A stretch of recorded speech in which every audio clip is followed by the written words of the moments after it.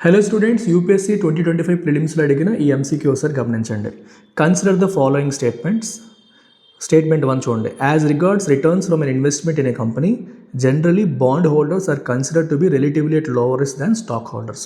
So bond holders, stock holders గురించి చెప్పారు కాబట్టి బ్రీఫ్గా అసలు బాండ్ అంటే ఏంటి, స్టాక్ షేర్స్ అంటే ఏంటి ఒకసారి చూద్దాం. సో ఏదైనా ఒక కంపెనీ ఉందనుకోండి, కంపెనీకి ఫండ్స్ అవసరం అయ్యాయి అనుకోండి.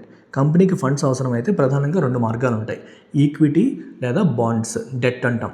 సో ఈక్విటీ అంటే అర్థం ఏంటి, కంపెనీ తన వాటాని లేదా షేర్స్ని వేరే వాళ్ళకి అమ్మడం.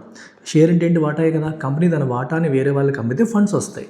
ఫండ్స్ వచ్చినప్పుడు ఆ షేర్స్ కొనే వాళ్ళని మనం ఏమంటాం, వాళ్ళని స్టాక్ హోల్డర్స్ అంటాం. మరి స్టాక్ హోల్డర్స్ ఎవరు, కంపెనీలో వాటా కొనేసారంటే దే ఆర్ ఆల్సో ఓనర్స్.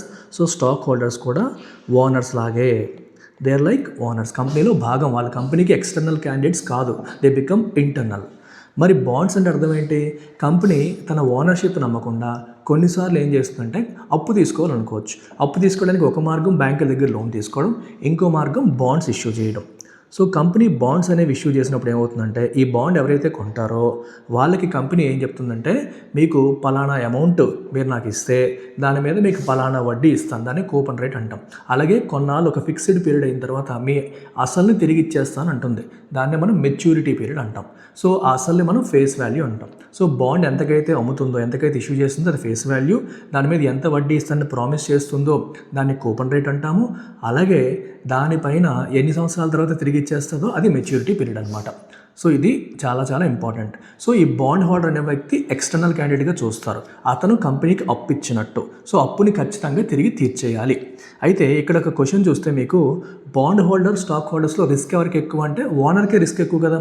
బయట నుంచి వచ్చేవాడు ఏంటి, వాడు అప్పులు ఇచ్చాడు, డబ్బు వచ్చినప్పుడు మనకి టైం వచ్చినప్పుడు తిరిగి తీసేసుకుంటాడు. కానీ ఓనర్ లాస్ వచ్చినా ఏమొచ్చినా ఖచ్చితంగా భరించాలి. అప్పు ఇచ్చేవాడు లాస్ వచ్చినా సరే భరించాల్సిన అవసరం లేదు, తను ఇచ్చిన డబ్బులు తిరిగి తీసుకునే హక్కు అతనికి ఉంటుంది. సో రిస్క్ ఎవరికి ఎక్కువ అంటే స్టాక్ హోల్డర్స్కి ఎక్కువ ఉంటుంది, రిస్క్ ఎవరికి తక్కువ అంటే బాండ్ హోల్డర్కి తక్కువ ఉంటుంది. సో ఈ స్టేట్మెంట్ కరెక్టే. Bond holders are lenders to a company వేరే stock holders are its owners. మీకు చెప్పిన ఇందాక నుంచి ఎక్స్ప్లెయిన్ చేస్తున్న పాయింట్ ఇదే. సో ఇది కరెక్టే. For repayment purpose bond holders are prioritized over stock holders to a company. Company ఒకసారి దివాలా తీసి ఎత్తేసే పరిస్థితి వచ్చింది అనుకోండి, అప్పుడు కంపెనీ ఎవరెవరికి ఎంతెంత ఇవ్వాలో తిరిగి ఇచ్చేయాలి. అలాంటప్పుడు ఓనర్స్కి ఇవ్వాలా లేదా బయట వాళ్ళకి ఇవ్వాలంటే ఫస్ట్ బయట వాళ్ళకే ఇవ్వాలి. బయట నుంచి ఎవరైతే వచ్చారో అప్పులు ఇచ్చారో వాళ్ళకే ఇవ్వాలి. సో బాండ్ హోల్డర్స్ని ప్రయారిటైజ్ చేస్తారు. కాబట్టే స్టేట్మెంట్ 1 కరెక్ట్ అయింది. సో స్టేట్మెంట్ 3 కూడా కరెక్టే, 2 కూడా కరెక్టే. Because of these 2 statement 1 explain అవుతుంది. సో 2 and 3 వల్ల 1 ఎక్స్ప్లెయిన్ అవుతుంది. కాబట్టి మన కరెక్ట్ ఆన్సర్ ఏమవుతుంది, so answer is this. Both statement 2 and 3 are correct and both of them explain statement 1.